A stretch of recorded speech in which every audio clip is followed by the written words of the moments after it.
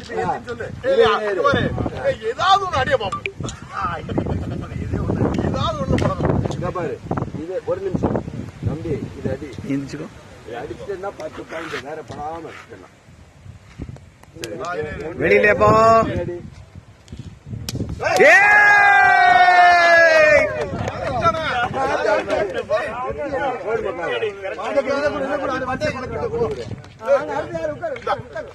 போங்க, லைன்ல வாங்க எல்லாரும். எல்லாரும் லைன்ல வாங்க. காய் சொல்லு. அதேதான் காய்.